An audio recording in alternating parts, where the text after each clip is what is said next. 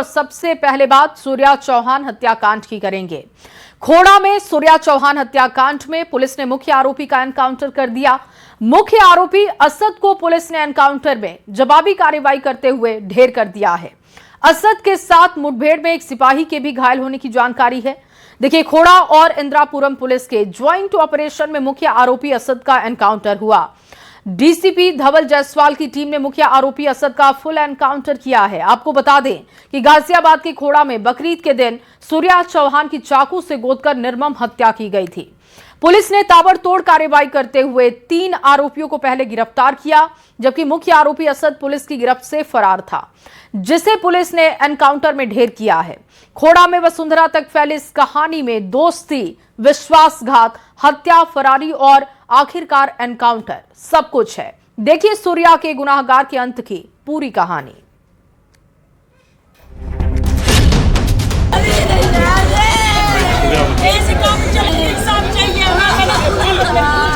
मुझे मोदी योगी से यही दरख्वास्त है, मुझे खून के बदले खून चाहिए और मुझे कुछ नहीं चाहिए।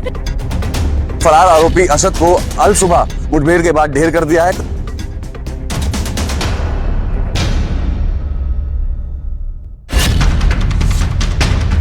दोस्ती की आड़ में दगा देने वाले का अंत।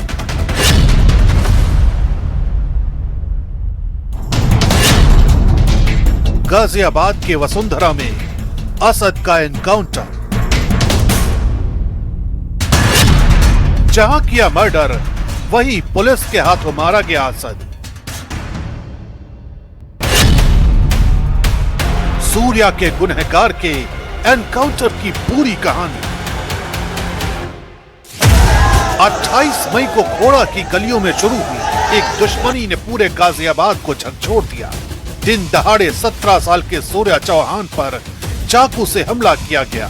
गंभीर रूप से घायल सूर्या को अस्पताल ले जाया गया, लेकिन इलाज के दौरान उसकी मौत हो गई। मौत की खबर फैलते ही इलाके में गुस्सा फूट पड़ा। परिवार ने आरोप लगाया कि जिस लड़के को उनका बेटा दोस्त मानता था, उसी ने उसे मौत के घाट उतार दिया।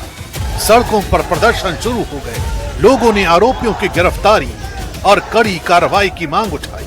पुलिस ने तत्काल मुकदमा दर्ज किया और कई आरोपियों को हिरासत में लिया, लेकिन मुख्य आरोपी असद फरार था। उसके खिलाफ 50,000 रुपए का इनाम घोषित किया गया। इसी के साथ शुरू हुई एक ऐसी तलाश जिसने अगले कुछ घंटों में गाजियाबाद की सबसे बड़ी पुलिस कार्रवाई का रूप ले लिया और आखिरकार गाजियाबाद के ही वसुंधरा इलाके में असद को मुठभेड़ के दौरान ढेर कर दिया गया।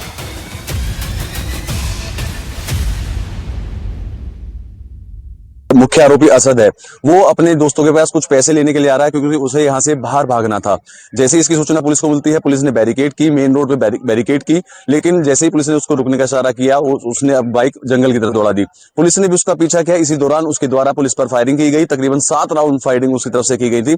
जवाबी कार्रवाई करते हुए पुलिस ने फायरिंग की, जिसमें कि असद को गोली लगी। वहीं असद के द्वारा चलाई गोली से एक सिपाही भी घायल हुआ। दोनों को अस्पताल ले जाया गया, जहां डॉक्टरों ने उसे मृत भी घोषित कर दिया। फिलहाल मैं तस्वीर आपको दिखाना चाहूंगा। ये मेरे पीछे मौके पे वही तस्वीरें हैं जहां एनकाउंटर हुआ था, और यहां पर आप देख सकते हैं पूरा ये जंगल का इलाका है जहां इस तरह का ये एनकाउंटर पुलिस के द्वारा किया गया है।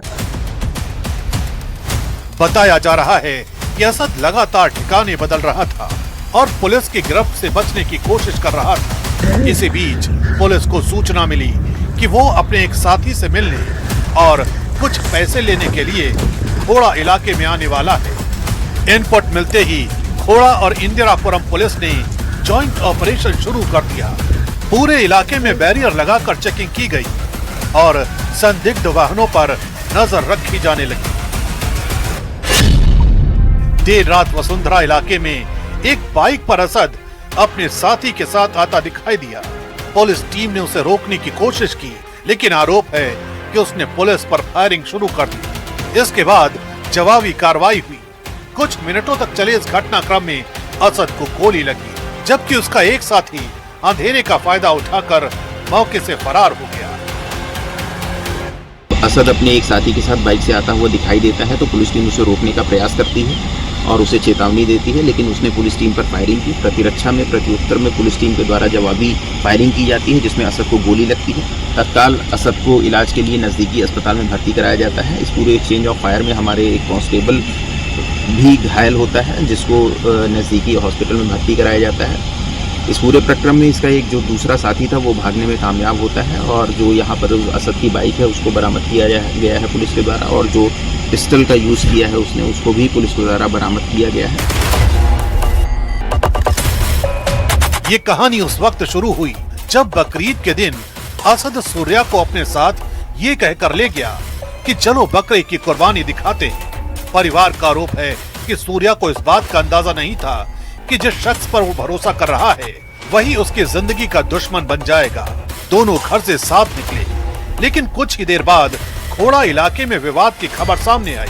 आरोप है कि कहा सुनी के बाद सूर्या पर चाकू से हमला किया गया। गंभीर हालत में उसे अस्पताल पहुंचाया गया, जहां डॉक्टरों ने उसे बचाने की कोशिश की, लेकिन सूर्या जिंदगी की जंग हार गया।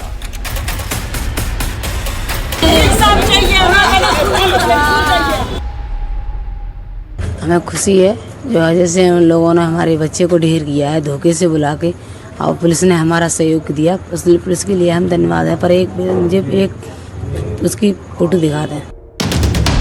दोस्ती में विश्वासघात की इस कहानी का पुलिस ने अपने तरीके से अंत कर दिया है।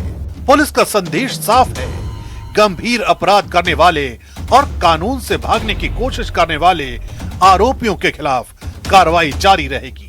लेकिन इस पूरे मामले ने कई सवाल भी छोड़ दिए हैं। एक दोस्त दूसरे दोस्त का दुश्मन कैसे बन गया? एक मामूली विवाद इतनी बड़ी वारदात तक कैसे पहुंच गया? और आखिर क्यों एक 17 साल के लड़के की जिंदगी बीच रास्ते में ही खत्म हो गई? फिलहाल परिवार इसे इंसाफ की दिशा में पहला कदम मान रहा है। मुख्य आरोपी असद ढेर हो चुका है, लेकिन सूर्या की मौत का दर्द उसके परिवार के साथ हमेशा रहेगा। गाजियाबाद के लोगों के लिए भी ये मामला सिर्फ एक हत्या का नहीं, बल्कि भरोसे के टूटने और दोस्ती के नाम पर हुए सबसे बड़े विश्वासघात की कहानी बन चुका है।